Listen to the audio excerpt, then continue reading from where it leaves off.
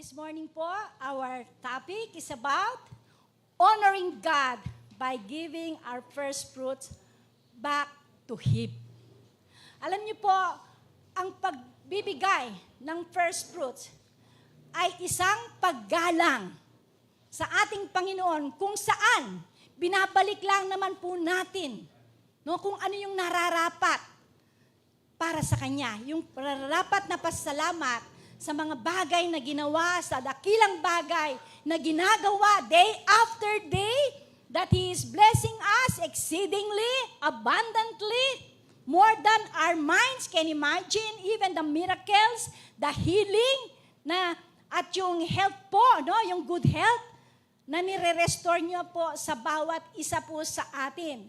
So this morning, ang ating pong topic ay, I believe, matututunan po natin yung biblical meaning ng ating, ano ba talaga yung first fruit, at nawa magkaroon po tayo ng tamang understanding kung ano po yung spiritual significance ng first fruit at ano yung modern application niya o yung paano po natin i-apply sa ating pong mga buhay on our current situation, sa ating pong panahon ngayon, paano po ba natin siya ginagawa o gagawin at nais ipagawa sa iyo ng ating Panginoon.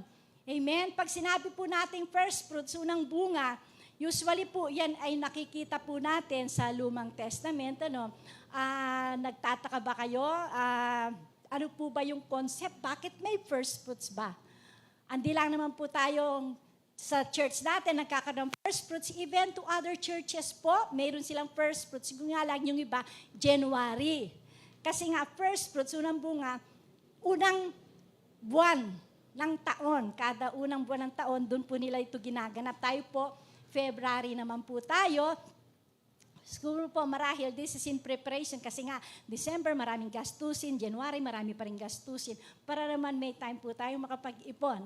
Para po, sa ating pagnanais, pagdidesire na makapagbigay ng ating po mga first fruits para po sa ating Panginoon. Kaya naging February po siguro ito marahil.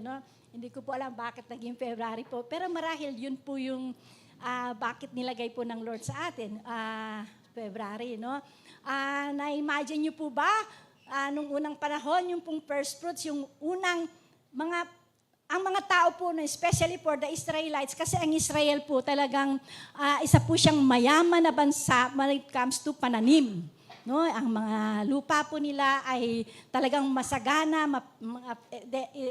full of, yung area po nila talagang fertile soil. Siguro kahit anong itanim lang nila, talagang tumutubo at nagbubunga. At kada nag-harvest po sila, yung unang harvest po nila na maganda, hindi po sila nag-aalay sa Panginoon. Talagang literal po, kung palay yan, palay, yung magandang ani, pipiliin nila. At yun ang iaalay po nila sa templo para sa Panginoon. Kung wheat, mostly po kasi, tayo po kasi yung mga rice sa mga Asian country. Pero meron din po silang rice. So basta kung ano po yung kanilang mga pananim, whether gulay po yan o fruits po yan, ino-offer po nila yung unang bunga na pinakamaganda. Hindi yung katulad po ni Cain na pinili yung hindi yung best, yung medyo hindi na niya magugustuhan. Unlike Abel, nung nag-offer siya sa Lord, yung pinakamainam na offer. Kaya naman, kinalugdan ng ating pong Panginoon yung offer po ni Abel compared sa kanyang kapatid na si Cain. Okay? So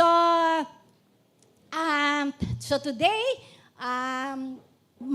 I'm praying na ma-embrace po natin yung prinsipyo ng first fruits. And this may deepen yung ating pong connection o yung understanding natin, lalo na yung relationship po natin sa ating Panginoon. Yung ma-deeper yung understanding natin sa pananampalataya, na sa pagtayo po ay nag-participate, nagbigay, in-honor natin ang ating Panginoon sa pamagitan po ng pagbibigay. Nawa, ma-inspire po ang bawat isa sa atin na talagang tayo po ay ma-exercise natin yung tinatawag na generosity. Yung talagang bukal sa puso na mag-overflow sa puso natin, yung tayo po ay magbigay at mag-participate para po sa sa church, no? Hindi lang naman sa church, in our community o sa ibang tao. Hindi po, alam niyo po, sa lahat po ng topic, napakahirap po talaga na mag-encourage ng giving, ng first fruits, ng tithes. But I'll tell you, brethren, and it is my prayer, na ma-inspire po kayo, ma-encourage kayo, para tayo po, ang Holy Spirit, siya mismo, ang magtulak sa atin, para po tayo ay magkaroon ng tinatawag na pusong talagang generously will give and will participate. Once a year lang naman po yung ating first fruits. And take note, first fruits is different from tithes and offering. Iba po, yung tithes, hindi po, basta Tagalog yung tithes. Ika po, 10 bahagi po ng ating sweldo, na siya namang, o ng ating kinikita, na siyang minamandate po ng ating Panginoon na ipagkaloob para sa Kanya. At yung first fruits po, on top pa po ng tithes, parang mabigat, di po ba? Mabigat, especially nowadays. Sa panahon ngayon, napakahirap po ng buhay. Di po ba? Pero sa anak ng Diyos, kahit mahirap ang buhay, alam natin, mayroong Diyos na sumasama sa atin. Mahirap man ang buhay, pero mayroon tayong Diyos na mayaman. At magaan lang sa Diyos para po tayo ay pagpalain. Amen? Yun nga lang, dapat ayusin din po natin yung buhay natin at yung relationship natin sa Kanya. Hindi naman po pwedeng pasaway ang buhay natin at mag-expect ka ng overflowing blessing sa ating pong Panginoon. So our text, ang aking pong napiling mga verses patungkol po sa ating first fruits is in Exodus chapter 23 verse 19 at yung Leviticus chapter 23 verse 10. Take note, lumang tipan po ito, but later I will discuss in the New Testament. Makikita rin din po natin ang first fruits. So, atin pong basahin, Leviticus chapter 23 verse 10, when you come into the land that I give you, and reap its harvest, you shall bring the sheep of the first fruits of your harvest to the priest. Kasi nung araw po, ang tawag po nila sa mga Levites, yung mga nagre-represent, kung sa panahon po natin, mga pastors, leaders ng churches, sa Roman Catholic, dyan po yung pare, no? Yung priest, dyan po kinuha ng mga, sa Roman Catholic, yung word na priest, kasi sa lumang tipan po, they are the Levites, no? Sila po yung tribo. Pag tribo kayo ng mga Levites, in-offer kayo para sa Panginoon. Okay? So, sabi, kung ano man yung the best of the fruits of your ground, you shall bring into the house of the Lord your God. Best. Sabihin po natin, best. Hindi po yung poor, yung bulok na offering, yung tira-tira, kung ano yung best natin. Kung anong meron ka sa tingin mo, kapatid, best para sa iyon. Alam niyo po, walang mayaman at walang mahirap pag ikaw ay nag-offer sa Panginoon na in-offer mo yung best mo. Ino-honor yan ng Lord. Remember, nung makita ni Jesus, yung isang balo, yun na lang ang pera niya, 20 centimos. Sa panahon po nila, in-offer niya yun sa Lord. Natala sa Biblia, yung testimony po ng babaeng yun. Samantalang ang daming mayamang nag-offer sa church, pero nag-strike sa puso po ng ating Panginoon. Kaya kung yung 20 na shekels na o sentimo na inoffer po ng babaeng yun. Kaya mga kapatid, in this first fruit offering na gagawin po natin this February, 100 man yan, 500 man yan, for the student, 10 pesos man yan. If you know that is your best to the Lord, God will honor it. Amen? Huwag po kayong parang, ay, nakakahiya, ito lang ang may bigay ko. Alam po ng Diyos yung puso ng bawat isa. And your desires to give, to participate in the first fruits. God knows it. Huwag niyong ikumpara, huwag niyong maliitin po yung mga offering niyo o yung mga sarili po ninyo. Kung ano man po yung pwede niyong may bigay na sa tingin niyong best yun para sa Panginoon. Leviticus 23, verse 10. Sabi po, when you come into the land that I give you, yung Exodus pala, 23 verse 19. Nabasa na natin yan. Nandiyan ba yung Exodus 23 verse 19? Pwede po bang pakita natin? The best of the first fruits of your ground you shall bring into the house of the Lord your God. So the best of the first fruits, yung pinaka-best na ani. Kung, siyempre ngayon po, hindi naman tayo nagdadala ng literal na ani. Kung kayo po ay katulad po ni Sister Shirley, ang dami niyang pananim, may mais, may talong, tanglad, kung ano-ano pong vegetable. Alangan pong dadali niya dito, yung offer niya dito. Siyempre po, baka magkaagapan tayo. Pwede rin, tayo na lang ang bibili. I-convert natin into peso. No? Sa ngayon po kasi, pera na ang ating pong dinadala. Okay? So, hindi naman yun talagang literal na harvest. Meaning, kung ano po yung kinikita natin. No? So, ano po ba yung symbolism ng first fruit? What symbolize first fruit? Yung symbolism po ng first fruit, unang-una, yung first fruits, it carry deep symbolism within biblical context. Biblical po ang context nito at hindi po katangisip lang para po kayo ay magbigay, hindi lang po sarili namin itong version para po kayo ay maengganyo, ma-encourage naming magbigay. Kundi ito po ay within biblical context. Ang church po natin, hindi po tayo magtuturo o hindi po tayo gagawa ng mga event na hindi po biblical in context. So, first fruits, they represent gratitude, dedication, and acknowledgement of God's blessings. Pag tayo po ay nagpe-first fruits, nag-o-offer po ng ating mga first fruits, ito po ay nagsisimbolize ng gratitude, yung buong pusong pasasalamat. Kaya mo ito'y binibigay, kaya ka nag-o-offer, dinadala mo ang first fruits mo sa kaban ng church, no? Ito ay bilang pasasalamat sa ating Panginoon. Gratitude, dedication, dinededicate mo ito, inaalay mo ito, hindi kay Pastor Joel o sa church po ng Jesus Reigns, inaalay mo ito para sa Panginoon. Huwag mong iisipin, inaalay mo ito para sa church, kundi inaalay mo ito para sa Lord at ina-acknowledge mo ang pagpapalang na meron ka ngayon, kapatid. Lahat ng meron ka, whether yung maganda mong damit ngayon, kung ano man ang laman ng bulsa mo, katatayuan mo sa buhay, masaya ka ngayon, blessed ka, ina-acknowledge mo na lahat ng pagpapala ay galing lang yan sa Diyos, hindi sa iyong sariling kakayahan, hindi sa trabaho mo. Binigyan ka ng ability ng Diyos para ikaw ay yumaman for God's glory upang maging instrument ka ng pagpapala ng Diyos, hindi para sa iyong sarili lang, kapatid. At higit sa lahat, hindi ka yumaman dahil sa ikaw ay magaling. Dahil sa iyong abilidad.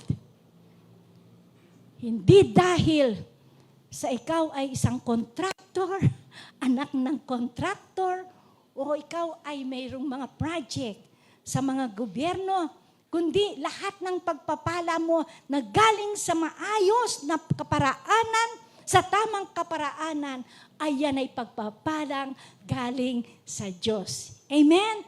So pangalawa po, first fruits. It embody spiritual commitment. Spiritual commitment. Commitment po yan sa ating pong Panginoon. Hindi po yan. Pag ikaw, meron pong nagbinigay ng mga sobre sa atin. Pag nag-commit ka, hindi ka nag-commit sa tao dahil nahihiya ka. Dahil nahiya ka sa usher na nagbigay kanina, sa ating mga brother na nagbigay kanina, binigyan kayo, o nahiya po kayo sa yung day group lead, sa mga infinity leader nyo, o sa leader po ng ating church, no? Alam niyo po, it is a spiritual commitment. Hindi commitment yan sa tao, kundi sa Diyos. By presenting offerings, of the first harvest, you prioritize your relationship with God. Amen? It symbolizes that you are prioritizing yung ugnayan mo sa ating Panginoon. Do you have a relationship with God? Brethren, mayroon po ba tayong relationship sa Diyos? Ano yung relationship po natin sa ating Diyos? Siya yung ating Ama, tayo kanyang anak, pinagpapala ka, at natural lang, bilang anak, pag pinagpala ka, gusto mo ring i-bless ang magulang mo o ang Diyos na nagpala sa iyo. So, it represents your priority. No? You prioritize your relationship with God. In the New Testament, ano po ang New Testament insights when it comes to first fruit? In the New Testament, first fruit is symbolized the resurrection of Jesus. Siya yung unang bunga na namatay, inalay ng Ama, ng Diyos Ama, ang kanyang bugtong na anak, binigay ang buhay para sa bawat isa sa atin at siya'y nabuhay na muli para tayo po ay mapalaya sa kasalanan, mapalaya sa tanikala ng dyablo, mapalaya para hindi tayo ang direksyon natin ay patungo sana sa hell, pero pinalaya po tayo, kaya tayo ay, ang direksyon po natin ngayon ay yung eternal life, kalangitan. So it symbolizes the resurrection of Jesus. Kung wala yung pagkabuhay na muli ng ating pong Panginoon, baliwala ang kamatayan niya. Kasi kung di po siya nabuhay na muli, lumalabas talunan siya kay Diablo, kay Satanas. Pero dahil siya'y nabuhay na muli, walang kapangyarihan ang Diablo. At ang Diablo ay walang kapangyarihan sa bawat isa sa atin kasi pinalaya niya tayo. Nung siya po ay nabuhay na muli, tayo nabuhay na muli sa ating buhay espiritual, sa ating mga patay na espiritual na buhay. In 1 Corinthians 15 verse 20, it says, "But Christ has indeed been raised from the dead, the first fruits of those who have fallen asleep." So si Kristo, siya ay nabuhay nabuhay sa mga patay as the first fruits of those who have fallen asleep. Pag sinabing fallen asleep, sa mga namatay na. Meron, sa lahat po ng namatay na, naibaon na, no? Nailibing na. Alam niyo po, si Kristo lang ang nabuhay at siya ay umakyat sa kalangitan. So siya yung unang bunga. Sabi po sa Tagalog, ng unang Korinto, Kapitulo 15, versikulo 20, datapwat si Kristo nga'y muling binuhay sa mga patay na siya ay naging pangunahing bunga ng nangatutulog. Yung mga namatay, siya daw yung pangunahing bunga. So, itong verse na ito, nililink sa Christ's resurrection to the promise of eternal life to the believers. Ang kaugnayan po nito ay yung sa bawat isa po sa atin bilang mananampalataya, bilang mga Kristiyanong tumanggap kay Kristo. Ang kaugnayan nito, ito yung mga pangako ng ating Panginoon na sino mang sumampalataya sa Kanya, tanggapin siya sa Kanyang buhay. Papasukin siya, si Kristo sa kanyang buhay, ay siya ay magkakaroon ng buhay na walang hanggan. So ito po yung, itong verse na ito, it links Christ's resurrection to the promise of eternal life sa mga mananampalataya. In Romans 8 verse 23, it also mentions the first fruit of the Spirit, illustrating that believers filled with the Spirit have a foretaste of the future blessings in the kingdom of God. No, not only that, ang sabi po, but we also who have the first fruit of the Spirit even we ourselves, groan within ourselves, eagerly waiting for the adoption, the redemption of our body. So, it mentioned na it illustrates that believers who are being filled with the Spirit, you have a foretaste of the future blessings in the kingdom of God. Kung nararanasan mo ngayon, kapatid, foretaste pa lang yan, patikim pa lang yan. Nakatikim na po ba kayo ng kingdom of God ngayon? Sa panahon ngayon, simula po nung tumanggap po kayo kay Kristo. Amen? Ba't ang hina po? Baka po hindi lang natin napapansin. Alam niyo po, patikim. Ibig sabihin po, yung mga nararanasan natin ngayon, kahit maraming problema, may sakit karamdaman in the midst of mga trials sa buhay, pero dahil nasa atin si Christ, especially if you were filled with the Spirit of God, alam niyo po, parang as if, nararanasan nyo na yung patikim ng pagpapala ng kingdom ng God. These references deepen the understanding of first fruits as both offerings and assurances of faith and spiritual fulfillment. Kaya nawa, sa umaga pong ito, tayo ay mas puspos ng pananampalataya at ng pagpapala ng Holy Spirit, yung presensya ng Holy Spirit sa bawat isa sa atin para talagang maranasan po natin yung spiritual fulfillment at magkaroon po tayo ng deeper understanding. Bakit? Ano kailangan po tayong mag-first fruits? No? So, ano po yung connection to Jesus Christ? So, ang sabi ko nga kanina po, ang first fruit po, ang connection nito, Christ's resurrection, is seen as the ultimate first fruit, signifying new life and hope. So, ang connection po niya kay Jesus, yung first fruits na binabanggit po sa mga talata na ating pong nabasa, at yung unang Korinto, 15, versikulo 20, which refers to the first fruit, Jesus Christ, for those who have fallen asleep, it signifies new life, which is pag na kay Kristo na tayo, tinanggap mo si Kristo, you are now a new Christian. You are now new, as a born-again Christian. Behold, all things have passed away and all things has become new. Wala na yung dating pagkatao mo, ikaw na ngayon ay bagong tao na. Hindi ka nagbago physically, pero yung spiritual na pagkatao mo, ito yung nagbago. Kaya nga, it signifies new life. Kaya meron ka na ngayong bagong buhay. At higit po sa lahat, bagong pag-asa. New life and hope.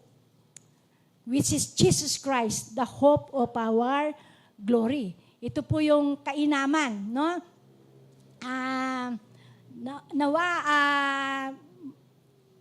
Lubos po nating maintindihan at lalo pong lumawak ang pag-unawa natin sa mga pangako ng Diyos at yung mga inaasahan po natin sa ating Panginoon, especially for this morning, as we have declared, more is in store for us.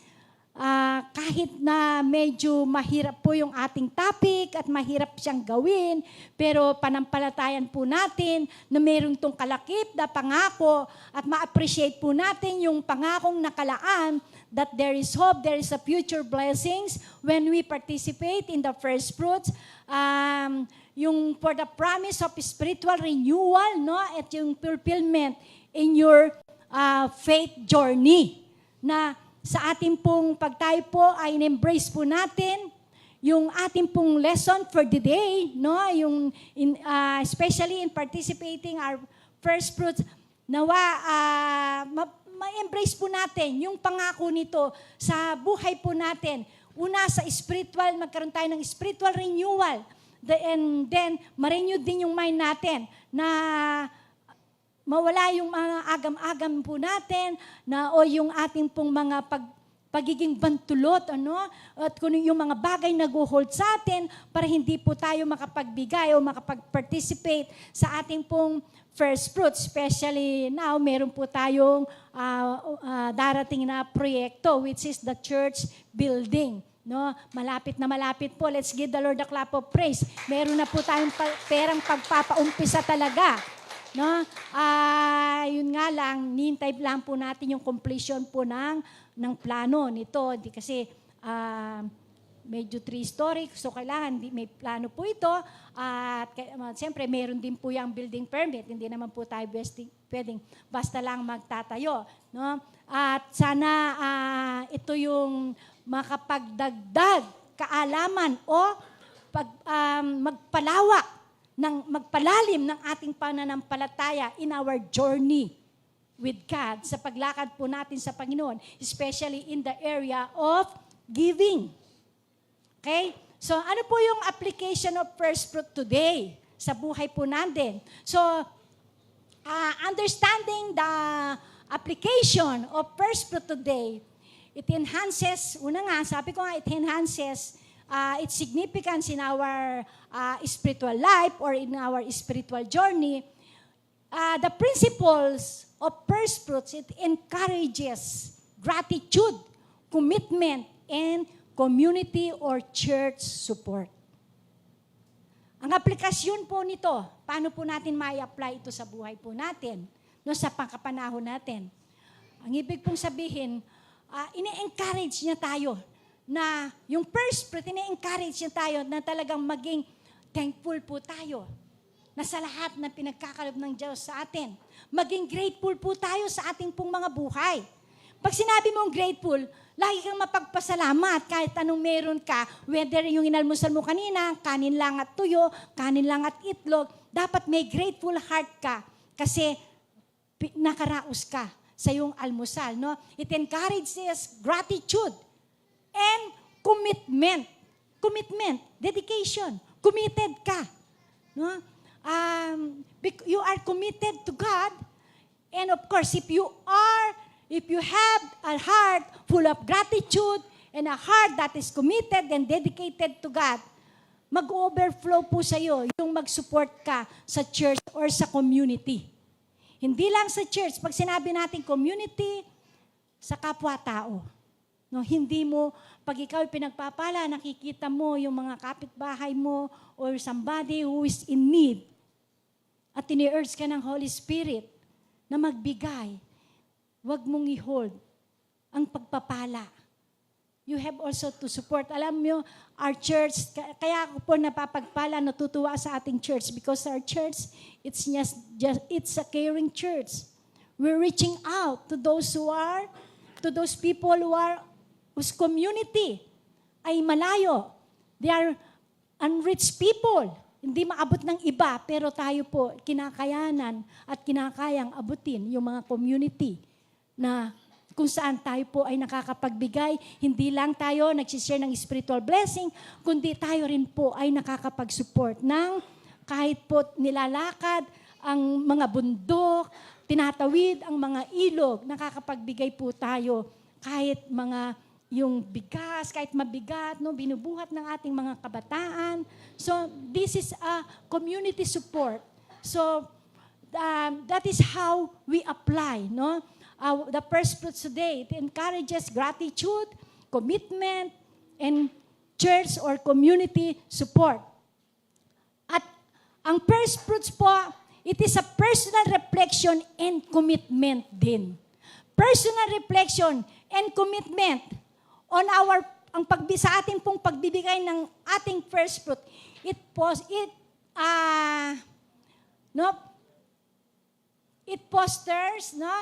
a deeper connection with God. Malalim. Ito po ay nagpapakita na malalim na at lumalalim pa ang ugnayan, ang relationship mo sa ating Panginoon. You can dedicate the first moments of your day to prayer. Kasi pag malalim na yung connection mo sa Diyos, alam niyo po, yung ating mga first fruits, hindi lang naman po literal na pera lang, ano? Kundi pag ikaw ay mayroon ka ng deeper connection with God, yung personal, nagkakaroon ka ng personal reflection and commitment, lumalalim na rin yung panalangin mo, nakakapag-spend ka ng day of prayer to God, thanking God for your blessings. Hindi lang pag ikaw ay masaya, tsaka ka nakakapag-pray, nakakapag-thank you, nakakapag-worship sa Lord, pero pag ikaw ay na-undergoing trials o nasa process ka kung saan or you're not happy, nakakalimutan mo nang magpasalamat sa Diyos. Sabi nga ng God, in everything, give thanks. Kasi alam mo that in spite of the trials, sa mga kalungkutan mo, nandiyan ang Diyos, makakapagbigay kaaliwan sa iyo, i-comfort ka niya, yung presensya niya, kahit dinisown ka ng marami, pero ang Diyos, hindi ka i-disown. At lagi siyang nandiyan, laging nakalaan upang yakapin ka, kapatid. Okay? So, thanking God for your spiritual blessings. So, yung ating pong considering, no? Or let us consider today, magbilang na po tayo hanggang sa katapusan, we will start each day, each month with intentional acts of giving, whether through your time, yung time, panahon po nyo. May time kayo para mag-pray sa iba, may time kayo para mag-attend ng Bible study, may time kayo para tumulong sa iba, through your time, talents, and financial resources. Kung may talento kayo, pagkalubyo yan sa Lord. Okay? And of course, if you have financial resources, we must be intentional in giving and in supporting our church. Yun yung personal reflection and commitment. Nalagang may lalagay sa puso mo yung ikaw talaga ay maging instrument, no? Para ikaw ay magpala, magbigay sa Lord, hindi lang yung panahon mo, yung sarili mo, yung talento mo, especially your financial resources. This act of prioritizing God can help you assess your commitment to ensure they align with your spiritual goals. Ano po ba yung spiritual goals ng bawat isa? Tayo lumago spiritually? Yes, okay po yun. Pero sometimes, alam niyo po, ang nagiging mahirap lumago po sa isang Kristiyano. Yes, lumalago tayo in terms of wisdom, knowledge, paglilingkod. Pero pagdating po sa pera, minsan yun po yung mabigat. True. Ako po, experience ko yan before, when I was young. Nung ako ay nagtatrabaho pa, na bago akong... Ang hirap kayang ibigay yung tithes. Ang hirap ibigay. May tithes ka na, meron ka pang first fruits. Talagang umiipit no? Magtatalo isip mo Mag-iisip ka ng matagal. Pero alam niyo po, nung na-overcome ko yun, nung nagkaroon ako ng reflection, na this should be a commitment. This should be a dedication to God. That if I will give it, if I will participate, hindi masasayang. After all, you own everything of God. Sa'yo naman lahat galing ito. Bakit hindi ko pwedeng maibigay sa'yo? You must align also your spiritual goals. So kung tayo po ay nakareceive ng bonus, set aside a portion. Not only for your tithes, for your first fruits, for charitable giving. For charitable giving, hindi yung gusto mo ikaw lang ang pakabig ng pagabig. Paminsan-minsan naman, ikaw naman ang magbigay, kapatid. Ikaw naman ang mag-reach out. Hindi yung laging ikaw ang nire-reach out. Ang sarap po kaya, pag ikaw ay nakakapagbigay, kahit 50 lang yan o piso lang. Hindi po ba masarap sa pakiramdam yung ikaw nakakapagbigay kaysa yung ikaw ang binibigyan? Masarap yung nabibigyan, pero mas masarap po pag ikaw ay nagbibigay. Ikaw ang nakakapagbigay. Amen?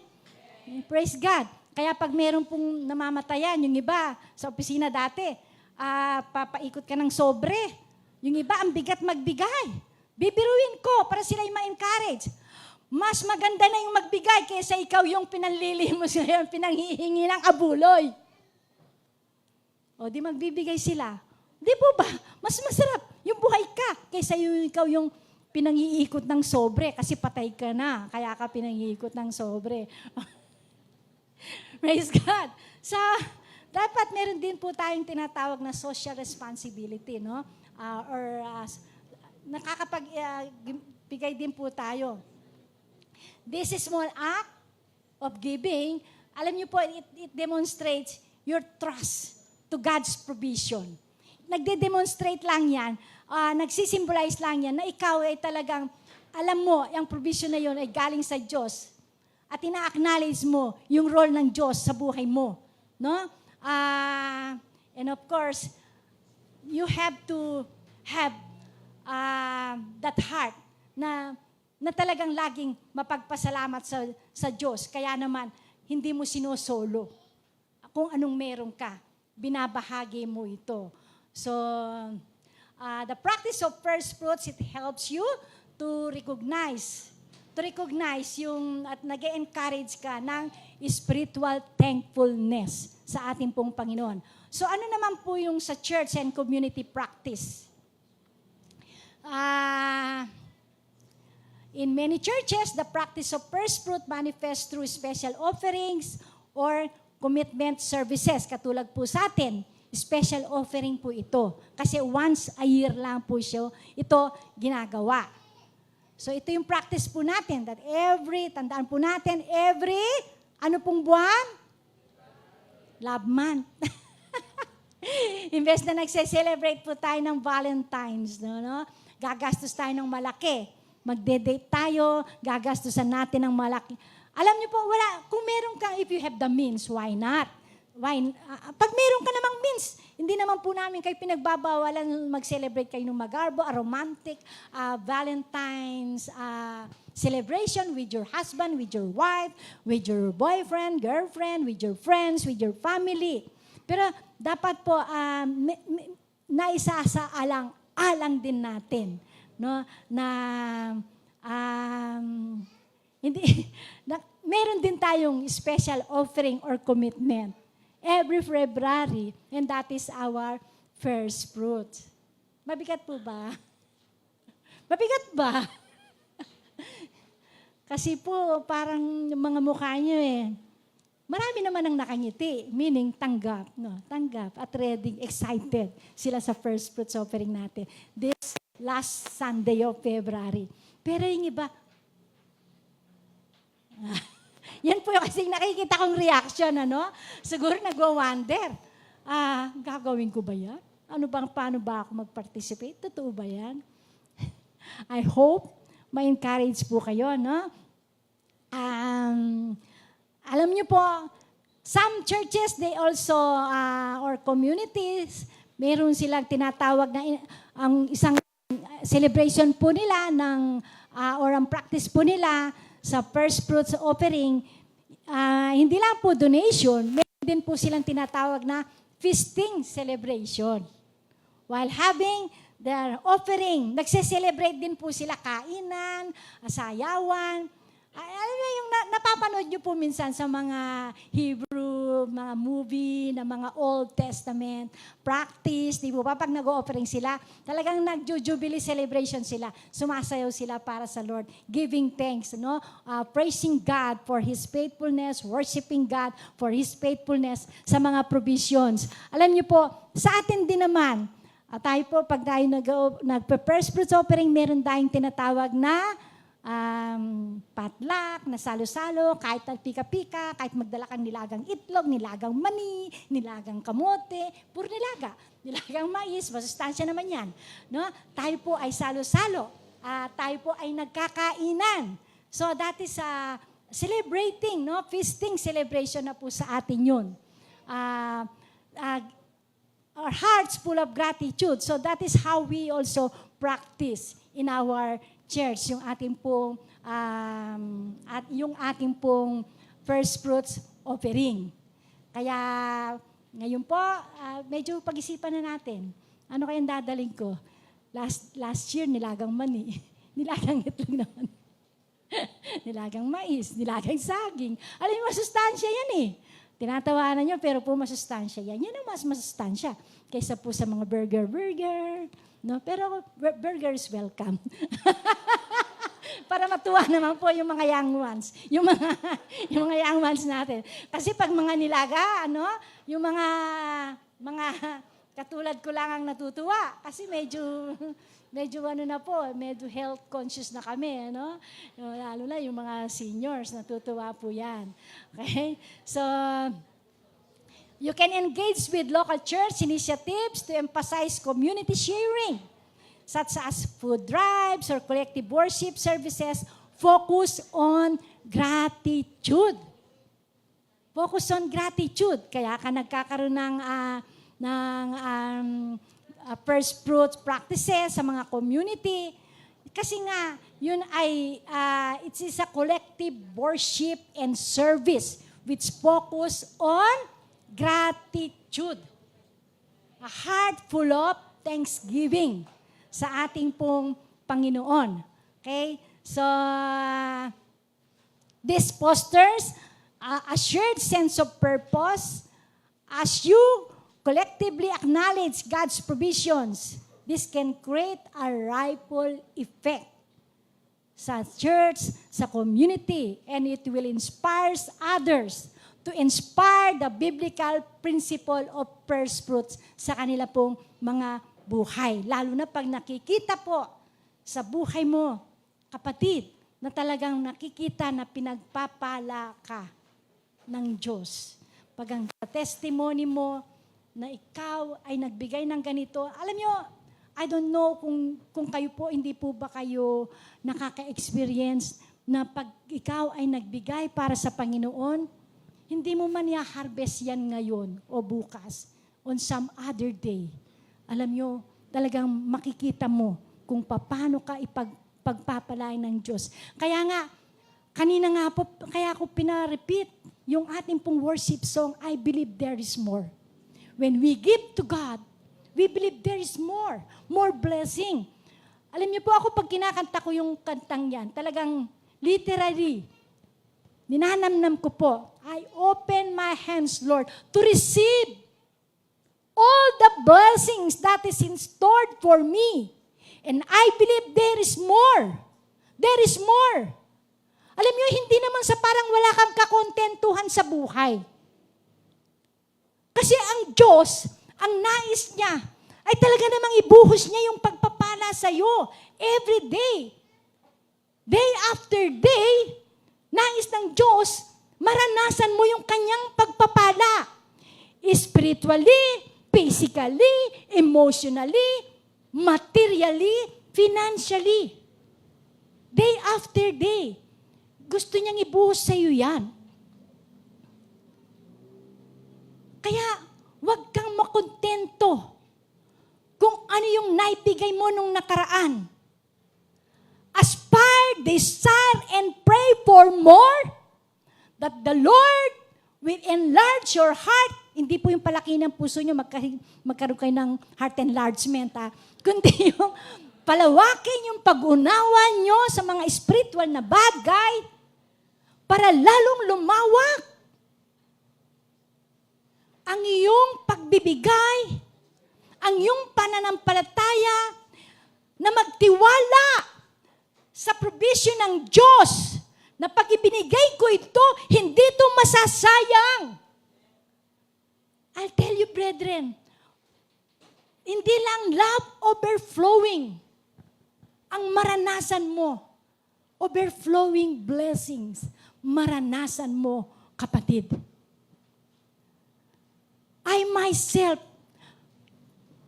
every day na experience ko sa Diyos, yung walang apaw na pagpapala. Hindi po yung perang lampak-limpak na dumarating, Kasi, yung bang, marami po kasing pagpapala ang Diyos Yung physically, maayos ka. Ako, I myself, pag nagising po ako sa umaga, lalo na, last December, nag-65 na ako. Sabi ko, Lord, nakakasumba ako.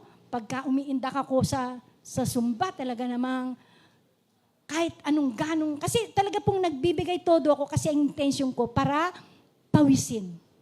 pawisin at ma-exercise. Paano ako makagpaglingkod sa Lord pag uugod-ugod na ako? Hintayin ko pa ba yun? Ugod-ugod ako? Sabi ko, Lord, kailangan sa paglilingkod, kahit ganitong edad, even in my old age, as you have promised, you will be with me. Until my last breath, Lord. Siyempre, kung may desire kang maglingkod, and having good health, hindi po ako nagsasalita ng tapos, God, it is only God who knows my life.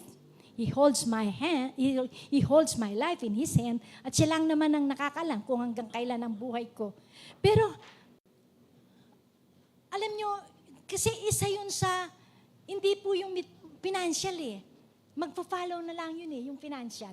Pero higit po sa lahat, yung the satisfaction na overflowing spiritual blessing, overflowing yung presensya po ng Diyos na nararanasan mo, that is something that you should be grateful for. Amen? So to conclude, embracing the biblical meaning of first fruit can transform your spiritual journey. It is about recognizing the blessing in your life and dedicating the best of what you have to God. Recognizing the blessing in your life and dedicating the best of what you have to God. By prioritizing gratitude and commitment, you can create a deeper connection with your faith, with your church, and community. Praise God. So consider how you can apply this principle of first fruits in your daily life or in your life, brethren. It is only once a year that we are doing it. Whether through personal reflection or engaging in church activities or in communities, alam niyo po, your effort, every effort counts. Every centavo na pinaparticipate mo dito, it counts to God. It matters to God. Alam niya yan. At nagmamatter po yan, mahalaga yan sa harapan po ng ating Panginoon. As you share your blessings and support to our church and to others, you're not only honor God, but also you cultivate a spirit of generosity that enriches yourself, your faith, your church, and your community. Amen. Praise God.